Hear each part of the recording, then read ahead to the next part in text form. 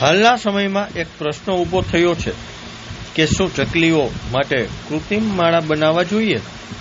કારણ કે ઘણા લોકોનું માનવું છે કે ચકલીઓને કૃત્રિમ માળો બનાવી આપવામાં આવે તો ચકલીઓ માળો બનાવવાનું ભૂલી જશે. ત્યારે આ મામલે રાજકોટના પ્રકૃતિ પ્રેમી વિનોદભાઈ પંડ્યાએ પોતાનો મંતવ્ય વ્યક્ત કર્યો હતો. ત્યારે જુઓ અમારો ખાસ અહેવાલ. નમસ્કાર, હું વિનોદભાઈ પંડ્યા, રાજકોટ.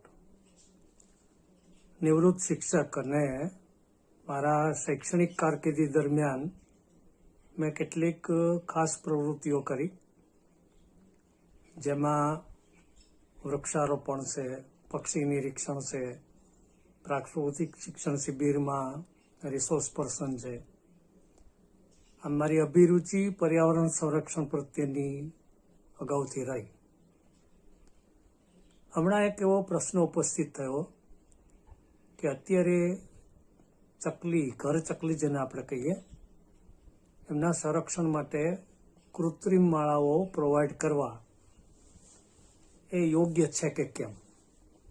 કારણ કે દલીલ એવી હતી કે જો તેને કૃત્રિમ માળો આપણે આપતા જ રહીએ તો બહુ લાંબા સમયે તે કુદરતી રીતે જ પોતાનો માળો બનાવવાનું ભૂલી જાય. પણ ખરેખર તેવું નથી.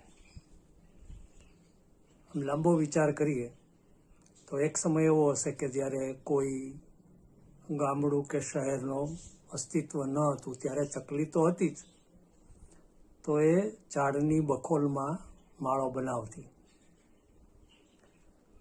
મૂળભૂત રીતે પક્ષીઓને માળાના સંદર્ભમાં 3 પ્રકારે આપણે વર્ગીકૃત કરી શકીએ. એક બાસ્કેટ નેસ્ટર કહીએ કે જે તાસક જેવો કે તાંસળ જેવો માળો બનાવે. એક કોન નેસ્ટર કહીએ કે જે ઊભા આપણા પાણીના ગ્લાસ જેવો શંકુ આકારનો માળો બનાવે. અને એક હોલ નેસ્ટર કહીએ કે જે નાની મોટી બખોલમાં માળો બનાવે. ચકલી હોલ નેસ્ટર છે, એટલે એ અગાઉથી જ ઝાડની બખોલમાં કે ત્યારના અનુસંધાને જોઈએ તો ગામડાઓમાં દેશી નળિયાના જે ખપેડા રહેતા અથવા તો એની જે નળિયાનો વિસ્તાર રહેતો એની નીચે માળો બનાવતી.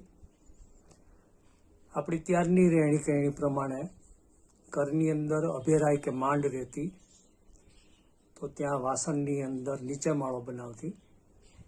અને ઘરની અંદર દેવદેવીઓ કે આપણા સગા સંબંધીઓના આપણે ફોટા લગાડતા, એમની પાછળ પણ માળો બનાવતી.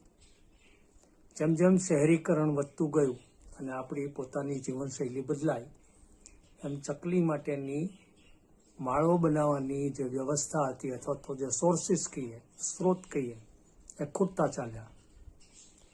પરિણામે આપણને સમજાયું કે ઘર ચકલી હવે લુપ્ત થવામાં છે, તો આપણે એને કૃત્રિમ રીતે પૂઠાનો કે લાકડાનો માળો પ્રોવાઈડ કરતા થયા.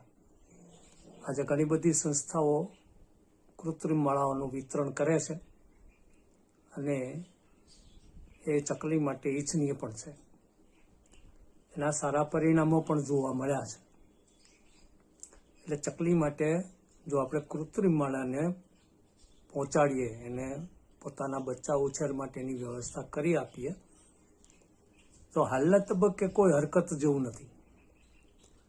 કદાચ અસંખ્ય પ્રમાણમાં એનું પ્રમાણ વધી જાય અને આપણે માળો બનાવવાનું, એને વિતરણ કરવાનું બંધ કરી દઈએ, તો ચકલી એની મેળે એની જાતે નવી વ્યવસ્થા શોધી જ લેશે.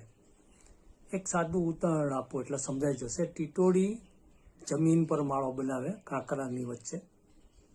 આજે જ્યારે પણ એને એવું કોઈ સ્થાન પ્રાપ્ત નથી થતું, ત્યારે તે આપણી અગાસીની છત ઉપર પણ માળો બનાવે છે. આમ પક્ષીની અથવા તો વન્યજીવની એક ખાસિયત છે કે તેની સામે આવેલી સમસ્યાનું સમાધાન એ પોતે જાતે શોધી લેશે. પરિણામે આજે આપણે જે ચકલી માટે કૃત્રિમ માળાનું વિતરણ કરીએ છીએ, તેમાં કોઈ ખાસ હરકત નથી. અસ્તુ.